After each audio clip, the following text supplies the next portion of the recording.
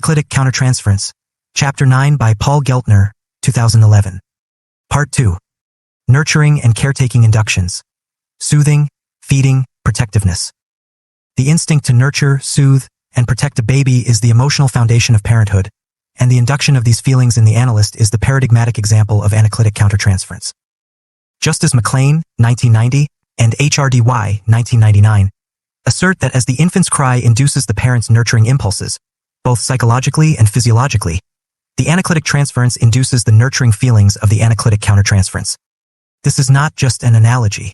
The process in both cases is the same.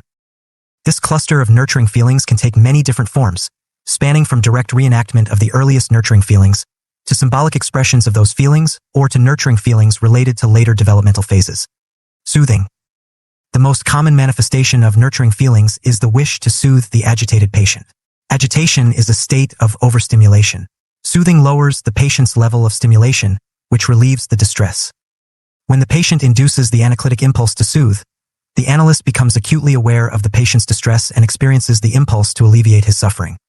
One patient came to me in a state of acute panic and agitation over the breakup of a relationship. He was crying uncontrollably and had been for several weeks.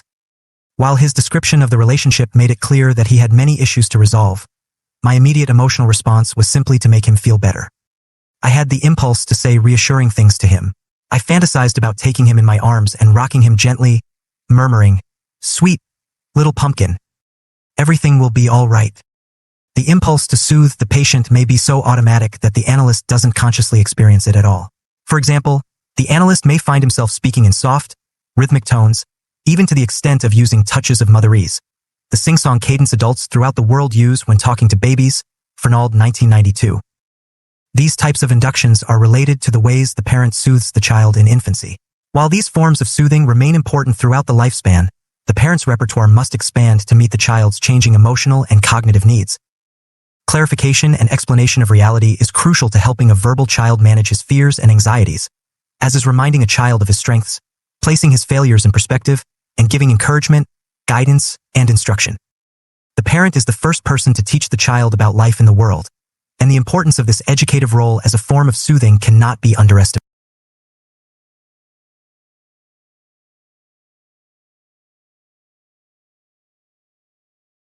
The parent is the first person to teach the child about life in the world, and the importance of this educative role as a form of soothing cannot be underestimated. These crucial parenting functions are aroused in the anaclitic countertransference when the patient's agitation is clue to confusion or misunderstanding. For example, one patient was panicked after having been told by a dermatologist that he had to have a mole removed because it was probably a basal cell carcinoma. The patient had been too frightened to determine what this meant and was convinced that he had a serious cancer. I had the desire to calm him down by explaining exactly what a basal cell was and putting the risk into a more realistic perspective. In this case, I didn't, primarily because I wasn't confident enough about what I was saying to be comfortable telling him. Having the desire to coach the anxious patient through ordeals of dating, employment, child-rearing, anything, really can all fall in the category of this type of educative soothing. One colleague described feelings that she had working with a patient who was a brilliant surgeon but extremely immature in the area of interpersonal relationships. The patient was able to manage her relationships in the operating room but no place else. Around the time the patient started a job at a new hospital, the analyst reported that she frequently felt like she was the mother of a frightened child who was about to enter a new school. The patient asked the analyst to tell her how to manage people so that they would like her, and the analyst was eager to oblige.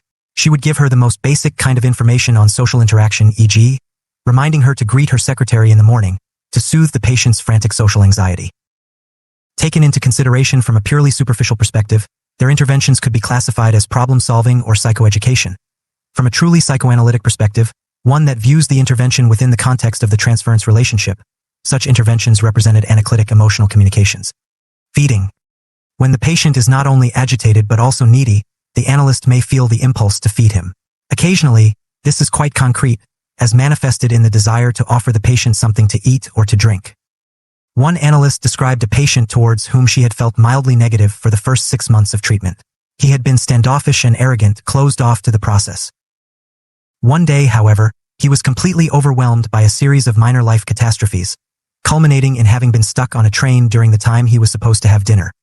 He was terribly hungry and terribly distraught in a way that a hungry child can be. The analyst experienced a strong desire to feed him and to take care of him, to make it better. More symbolically, the analyst may feel the impulse to recommend foods, restaurants, or recipes to the patient. With one patient who came from a culinarily deprived background, only the most superficial manifestation of the gross deprivation he had experienced in all areas of his life, I often felt the impulse to discuss and recommend various types of goat cheese, olive oil, and vinegar. I often acted on these impulses, usually to the benefit of the treatment. Another patient was distressed because a dinner he had put a lot of effort into had not come out well. He had tried to make white asparagus and was miserable that it had been so tough. I gently informed him that the secret was to peel them, and he brightened up immediately. Part of the reason that food comes up so often in my practice is that it has always been a major source of comfort in my life. Expressing my desire to nurture patients through talk of food is an authentic expression of who I am, a crucial element in Anaclitic Countertransference. While the anaclitic feeling is an induction, in the sense of being stimulated by the patient, the fact that the feeling is not a repetition means that it must be a genuine expression of the analyst's personality. For analysts who are not food-obsessed, the anaclitic impulses related to feeding will be manifested differently. One analyst who is particularly knowledgeable about music finds that his desire to share his music with patients serves the same purpose in his practice. However, the most common way of experiencing the desire to feed is not overtly related to food. Rather, it is simply the impulse to talk to the patient. Similarly, patients often experience the analyst's words, interpretations, comments, or small talk as food. They ask the analyst to talk as a way of asking to be fed. In fact, the majority of successful interventions made by analysts of all persuasions probably have nothing to do with their content. Rather, they work because they are a symbolic meal for the needy, contact-starved patient. This induction may take the form of the desire to read to the patient. One patient was going through a particularly difficult period after his boyfriend had left him. His career was going nowhere, he was broke, and he had little to look forward to in his life besides AA meetings. I felt very badly for him, but there were many times I simply couldn't think of anything that would help. There would often be an overly long period of 5 minutes at the end of the session where we both ran out of steam. A supervisor suggested reading to him, and I knew it was the right intervention because I immediately figured out what I wanted to read to him. Yeats' Crazy Jane poems. Why these poems? They spoke to his ambivalence about receiving anal sex from his boyfriend. He was thrilled with this interaction between us and felt much more vital than he had been in weeks. Protectiveness. Another cluster of parental feelings originating in infancy is the impulse to protect the child. Parents must protect the child both from dangers in the environment and from the dangers posed by the child's own behavior. These protective feelings form a major component of the Anaclitic Countertransference. Protecting the patient from the environment. The impulse to protect the patient from his environment can be powerfully pervasive even with patients who fail to induce any other anaclitic feeling in the analyst. The induction is so common and so basic to the parent's makeup, as well as to the parental aspects of the analyst's makeup, that its absence is more conspicuous than its presence. One common manifestation is the inclination to take the patient's side in conflicts in which the patient becomes embroiled. Whether the patient has had a fight with a parent, a spouse, or a boss, the analyst in this state automatically feels compassion for the patient and experiences the impulse to protect him against the antagonist. Even if the analyst thinks the patient is in the wrong, he feels as if there were understandable and exculpatory reasons for what he did and wishes that the antagonist could see it from his point of view. An example of this occurred frequently with a woman that I worked with over a number of years. It was very difficult for her to ever express a negative feeling, even though it was clear that she was filled with them. On the other hand, she was scattered and disorganized, which often caused her to forget things in ways that were quite enraging to those around her. In our work, she regularly forgot sessions, arrived absurdly late, bounced checks, and generally created chaos in all areas that touched upon the contract. On this, she was only marginally apologetic and often seemingly entitled. Eventually, it was determined that she suffered from attention deficit disorder, but early on in the treatment, it was all too easy to interpret all this behavior as being purely passive-aggressive. I was often enraged, and I was not alone. Her parents, bosses, and particularly her husband had all felt the same way. In the early months of the treatment, we were all united in our opinion, a clear manifestation of a repetitive object induction. After several months, however, there was a shift in my feelings. I was still angry when she would do these things with me. With anyone else, however, I felt fiercely protective of her. How dare her boss not be more understanding of her coming in late? Didn't he realize how difficult it was for her to get there at all? And as for her husband, I felt that he needed to adopt a new, compassionate attitude immediately. I felt outraged that he yelled at her and humiliated her for what were, after all, trivial mistakes. The fact that I too got angry with her for equally trivial mistakes felt completely irrelevant to this. Clearly, the induction was not, at this point, purely anaclitic, although it evolved into that over time. I wanted to meet him and yell at him to protect her from his abuse. Thus, she had managed to induce a new feeling in me, a feeling that had been missing in her life since early childhood. After a few years, I was able to have her husband come in, and I worked with him on an individual basis as well. With him, however, there was no lag time in generating a protective feeling from me. When he talked about her, I automatically felt myself taking his side against her and felt the impulse to protect him from her passive aggression. The impulse that I felt to protect him from her when he was with me was as strong as the impulse to protect her from him when I was with her. Both sets of feelings were related to the transference, not to the reality. The anaclitic impulse to protect the patient often appears when the analyst is talking to the supervisor. The analyst may be comfortable saying whatever he thinks or feels about the patient. But as soon as the supervisor makes a comment on the patient's behavior, transference, or dynamics, the analyst responds as if that patient has been attacked and then defends the patient. This recreates a common parental feeling. I can say whatever I like about my kid, but if anyone else says anything, they're dead. Protecting the patient from himself outside the session, the desire to control the patient's behavior, usually known by the unfortunate term limit setting, is a manifestation of the anaclitic countertransference when it is motivated by the desire to protect the patient or the patient's interests, not just to get the patient to behave the way the analyst thinks he should.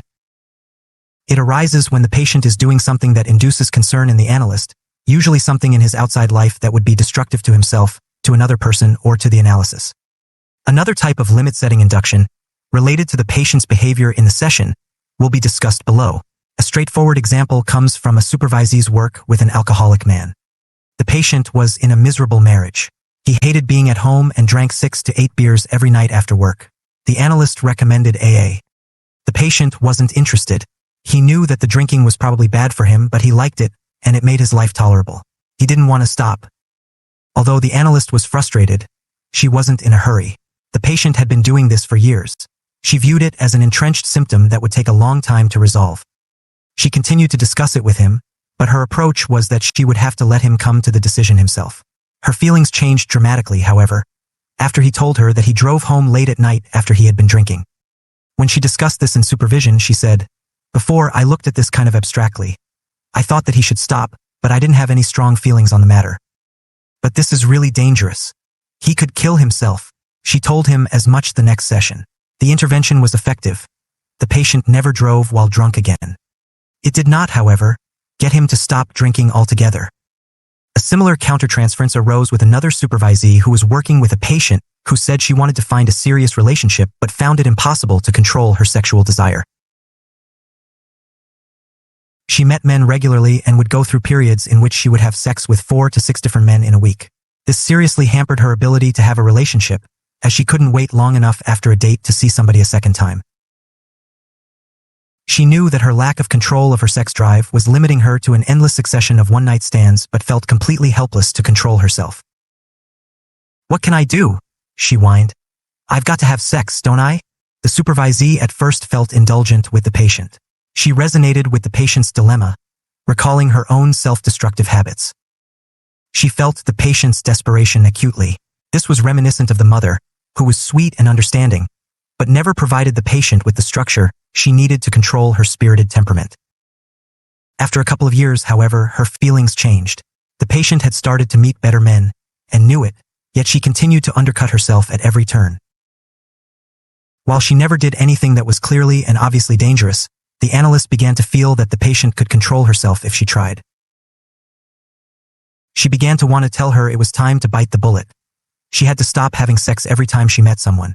She fantasized being the patient's mother, telling her how to manage herself on dates, including reminding her to say no. Finally, she felt utterly exasperated with the patient and wanted to order her to stop sleeping around. In short, she developed the feelings that any parent would have for a child who is clearly loved but out of control. This impulse to order a patient to do something or not to do something is the strongest expression of this sort of anaclitic feeling. One analyst described working with a masochistic man who was trying to get ahead in his career but consistently sabotaged himself, especially in the casual and inappropriate way that he dressed to go to interviews. The analyst experienced a strong desire to order him to go out and buy a suit and tie and wear it. Another analyst reported that he ordered a patient, who categorically withheld affection, more out of habit than inclination, to go home and fuck, the analyst's words, his love-starved girlfriend. Clearly, these kinds of impulses must be carefully studied, especially before using them as the basis of an intervention, as they can have controlling or sadomasochistic meanings rather than anaclitic ones, depending on the transferential context. Nevertheless, the impulse to give the child an order, when it actually is for the child's own good, is an essential component of parenting and one that has a place in the anaclitic mode. Protecting the patient from their impulses inside the session. The impulse to protect the patient from his impulses within the session, that is to say, within the context of the analytic relationship, can be more difficult to tease out than other protective impulses because the analyst's personal interests often seem to be at stake. When a patient expresses intensely aggressive feelings towards the analyst during a period of negative transference, the analyst may feel very bad or very angry and experience the desire to silence the patient. This self-protective impulse, while understandable, is not anaclitic when the patient is engaged in the analytic task of putting his feelings into words. Should the patient cross the line into abusive behavior, on the other hand, then the analyst's desire to control the patient is indeed anaclitic. While parents must tolerate a lot from the child must not be allowed to abuse them, as this does not help the child learn how to control his sadistic impulses towards his loved ones. The same holds for the analyst and the patient. Similarly, the analyst's impulse to enforce rules about fees, attendance, and the like can be anaclitic, provided the patient needs these kinds of emotional communications in order to learn how to adapt his behavior to another person's need or to the unfortunate necessity of following hated rules. If the patient does not need these kinds of feelings from the analyst, on the other hand, then they are simply expressions of the analyst's personal requirements, which is unavoidable. If they conflict with the patient's needs, this suggests that the analyst is not the right one for the job. While we have seen earlier that the impulse to be frustrating can be an expression of a repetitive object induction, it can also be the expression of an anaclitic feeling. This can be seen clearly in a case presented by a supervisee. The patient was a young, attractive man in his early 20s who had been sexually molested by his stepmother shortly before and for a year after he entered puberty. This set into motion a pattern of being desired by older women, who generally used him as a boy toy. For the first couple of years, this pattern held in the analysis. His older female analyst found him to be overwhelmingly attractive. While the induction was congruent with the content in that it paralleled his outside relationships, the patient did not verbalize erotic feelings for the analyst. Although there was never any question of her acting on the impulse, she often described the frustration of being tantalized by him. He was like an exquisitely ripe fruit, perfect for plucking. Of course, she clearly understood the induction, that she was experiencing the stepmother's feelings, yet she still found it painful to be so sorely tempted. After a number of years, the patient developed an explicit erotic transference to the analyst. He proclaimed his love and attraction to her, his jealousy over her husband, and his anger at the emptiness of the boundaries and rules that kept them separate. The analyst's feelings completely changed. Once the feelings were out in the open, she no longer felt attracted to him. Previously, she had intellectually understood that her desire for him was related to his toxic relationship with his stepmother. Now, her feelings had evolved beyond the induction of the stepmother's feelings and into a true mother's feelings. She felt the impulse to tell him that she would not give in to him even if it weren't prohibited by the analytic boundaries. He had to find somebody his own age, a peer with whom he could be an equal. He would never mature until he realized that she would never, ever return his feelings. Those feelings had poisoned him once, and she wouldn't be party to it happening again. Her feelings had moved beyond the repetitive object induction of the early years and into an anaclitic emotional response, a set of feelings the patient needed in order to surmount his repetition.